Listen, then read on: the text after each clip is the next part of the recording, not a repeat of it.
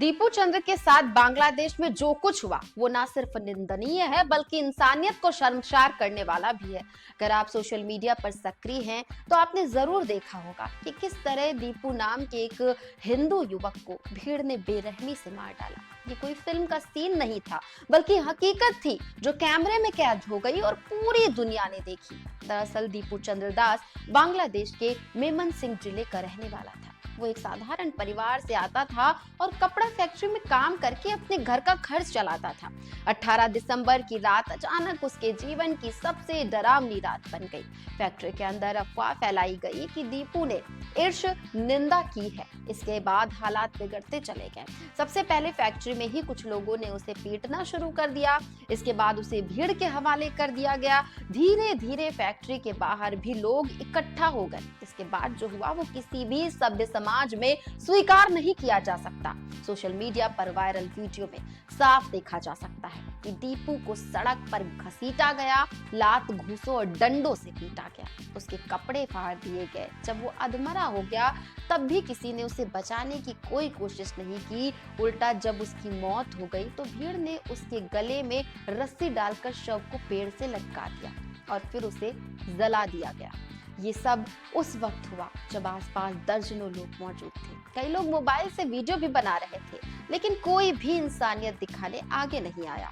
यही वजह है कि ये घटना सिर्फ एक हत्या नहीं बल्कि पूरे समाज पर एक बड़ा सवाल है। दीपू की मां शेफाली रानी का दर्द शब्दों में बयां नहीं किया जा सकता। उन्होंने बताया कि हत्या वाले दिन सुबह दीपू ने कहा था कि वो शाम को घर लौटते वक्त चावल लेकर आएगा, क्योंकि घर में खाने को कुछ नहीं था। लेकिन शाम को जब बेटा नहीं लौटा तो फेसबुक पर उसकी पिटाई वाला वीडियो दिखा।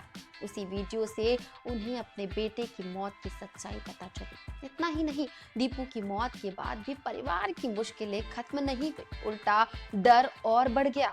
परिवार को धमकियां मिलने लगी कि घर छोड़ दो नहीं तो अंजाम और बुरा होगा। दीपू के एक रिश्तेदार को बाजार में भीड़ ने पीट दिया।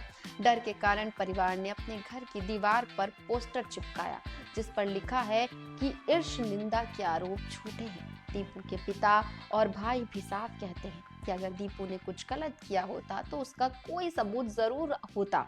आज के समय में हर किसी के पास मोबाइल है, लेकिन ईर्ष निंदा का कोई ठोस प्रमाण सामने नहीं आया। इसका मतलब साफ है, अफवाह के आधार पर एक निर्दोष युवक की जान ले ली गई। हालांकि बांग्लादेश का अंतरिम सरकार ने इस घटना की निंदा की है और कहा है कि नए बांग्लादेश में ऐसी हिंसा के लिए कोई जगह नहीं है। कुछ लोगों की गिरफ्तारी भी हुई है, लेकिन सवाल ये है कि क्या सिर्फ बयान और गिरफ्तारी से इंसाफ पूरा हो जाता है?